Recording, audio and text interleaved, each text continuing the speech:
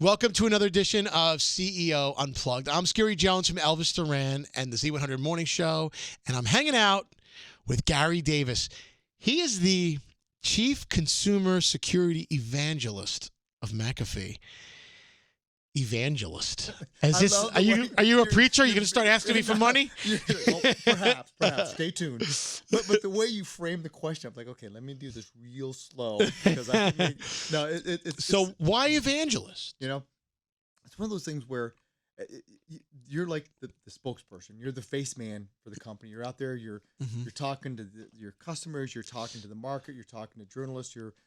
And it just seemed like it fit. And it gives me actually a chance to do two things. One is I spend a lot of time figuring out what's going on in the space. You know, what's happening today versus tomorrow and understanding trends.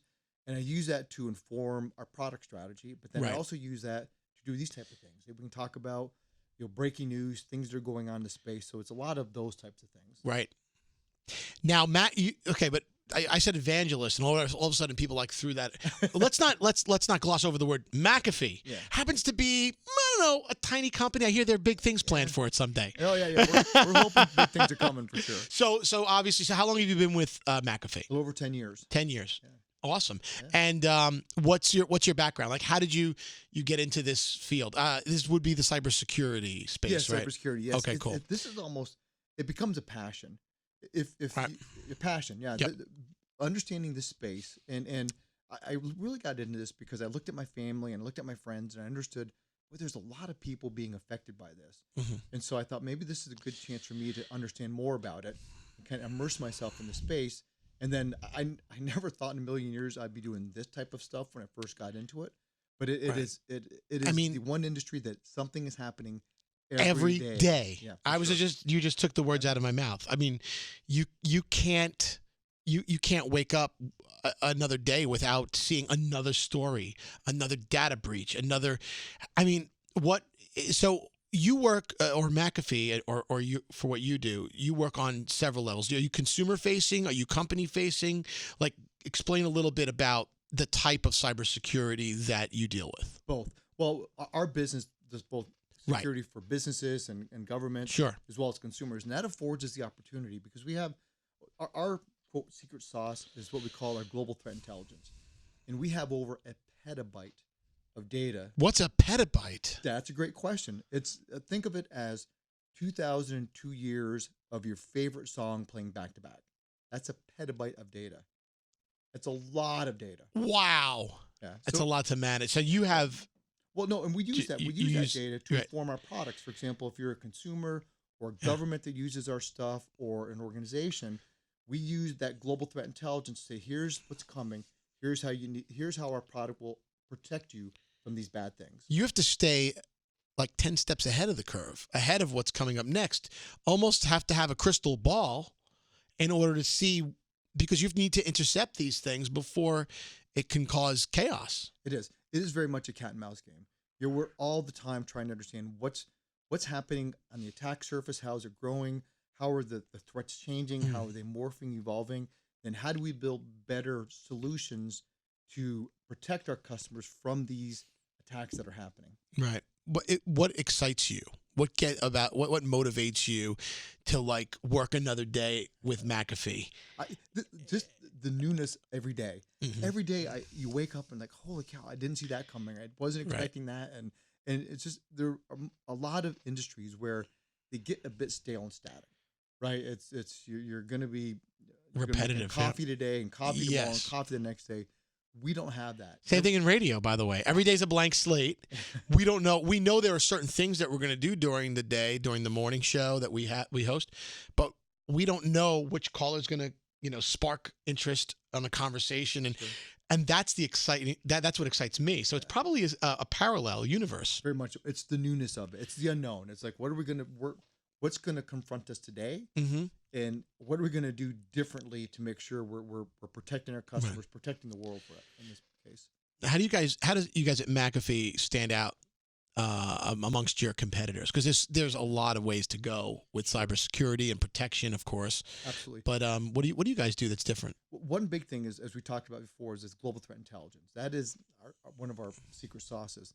The other thing is we're very focused on this notion of device to cloud. If you look at the world today, you look at your homes, you look at your businesses, everybody's got a lot of devices they're dealing with. Oh, yeah. Almost all the data from these devices is going someplace in the cloud. That scares me. Yeah. Every day. It should. In the book I just released, I talk about this notion of a personal data lake. Oh. And we wake up every single day, and the more we use apps, the more we use devices, the more we use things, the more we build and grow our personal data lake. What's the name of your book? It's called Is Your Digital Front Door Unlocked? I had to pause for a minute. Is Your Digital Front Door Unlocked? Yes. Ooh, I like that. Yeah. That leads me in, by the way. That's a great title to a book, because I want to know. I mean, because it affects everybody. Let's face it. I mean, everyone has a device, at least one, if not several. I have 37 in my house. Oh my goodness! Yeah. And do you keep stuff on the cloud?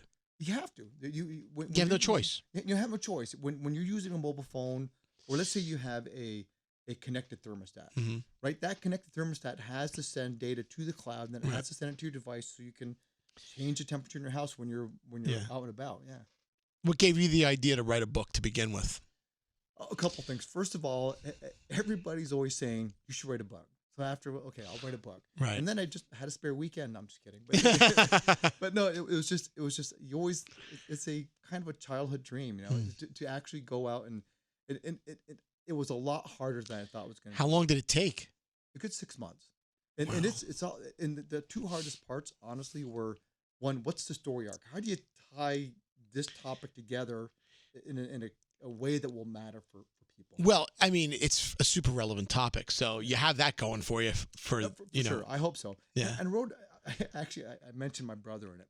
He is the most technology averse person ever. Super smart guy, very bright. He just doesn't like technology. So I thought, if I can write a book that my brother Greg would enjoy, I've done something special.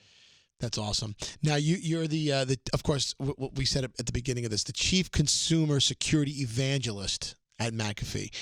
What advice would you have to give? Just a general advice, aside from getting McAfee, which you should all have McAfee. You hear that? You get McAfee right now. I didn't say it. He said, I'm just sitting here. This is not a commercial. I'm saying, but we all should be protected by McAfee. But what are some general ways people could stay safe online? Sure. Other than having McAfee. You know, other than the obvious. In my book, what I advocate for is everybody should have their own checklist. Yeah. What do you wake up every day and do to protect yourself? For example, some things I do every day, I check my financial accounts. I go to my bank. I say, does anything look squirrely? Make sure that money is there. Yeah, and it's not going where it's not supposed to, right? That's a big thing. And then, I use a password manager. I'm religious about a password manager. I have 370 some odd accounts, and if something goes bad, it takes me seconds to go change a password. So use a password manager. We have one. A lot of companies have them. They're going to save you at some point for sure. Every day I update my apps. When I look at my phone, I say, do I have any system updates, any app updates? I apply those immediately because they almost always have security fixes. And you're right. Use protection. There's a lot of companies, including McAfee. They have some great software. They're going to help you when you get in a spot. You just touched upon something about updating software for when it says bug fixes and things like that. Some people are like, no, I don't want to update until they work the kinks out. That's the wrong path, right? You should always, if there's an updated software version, always have the latest, because chances are they might have seen something in the previous version that could have been like a little hole, a little like, an Achilles heel of sorts. And then they that's why they're issuing an update. So always get the software update on whatever app you have. You're absolutely right. That's exactly, when they say bug fixes, that's exactly what they did. They noticed they have a vulnerability and they didn't want that vulnerability to be exploited. So they fixed their software. So you hear that? Bug fixes is like a secret word for we've almost been hacked. Update now. Something bad's about to happen. Trust me, you want this fixed.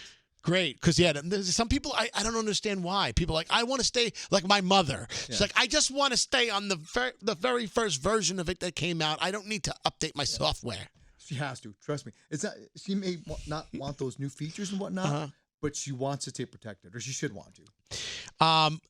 That's awesome. All right, cool. I mean, listen, you've answered a lot of my questions. How can people learn more about the dangers of digital life? There's a lot of ways. I mean, we are very prolific in our social media channels, things like Twitter, Facebook, areas like that. Another thing we found out, we have this podcast called Hackable. Oh. It's an award-winning show, and it's just awesome. A lot of people are going to work, they want something to listen to. It's non-technical. It informs you of things that are going on in the space. Like our latest one had to do with hackable cars and things like that. But it allows people when they got 30 minutes, they're driving along, they get a chance to listen to something educational, entertaining. It's got millions of followers. It's a really great podcast. Where can people find that? On podcasts, they can get it anywhere podcasts are heard. Are available. Yeah. Sure. Including iHeartRadio. iHeartRadio, I was hoping you'd say that. That's okay, though. Okay. plug for iHeartRadio. Download it on the iHeartRadio app. Twice. There's my wink. And now, something interesting. I understand you guys have been doing this. You have this tradition where you announce the most dangerous celebrity. Sure. So you're up to your 13th one. So you guys recently announced the 13th annual most dangerous celebrity. First of all, who was it? And then secondly, I need you to explain what that even means. Sure. So her name is Alexis Bledel. I know her from Gilmore Girls. And The Handmaid's Tale. Handmaid's Tale. Yeah. Yes. Okay. Yes. Yeah. So she has been announced, Alexis Bledel, as the most dangerous celebrity of the year. Yes. How so? Well, what makes her dangerous? Well, it's funny because people like free stuff. Okay. Right. And if you look at the top 10 in this case, a lot of the top 10 celebrities are from subscription services. So they're like, well, I want to learn more about this actress or actor. I'll just go to maybe these streaming services or these other providers and see if I can watch one of her shows without having to pay for it. And that's in most cases where something bad could happen. It could be a malicious website. They could have what we call a payload in the file they're downloading and cause something bad to happen. So she's been earmarked as, hey, if you're a follower or a fan of hers, you might experience, by clicking on her name or something, potentially there could be spyware installed on your computer and things like that. Exactly. Yes. That's exactly. And what happens? So she's dangerous because it's actually a positive for her because it's like, listen, I'm a celebrity, so someone feels the need to come and hack my fans.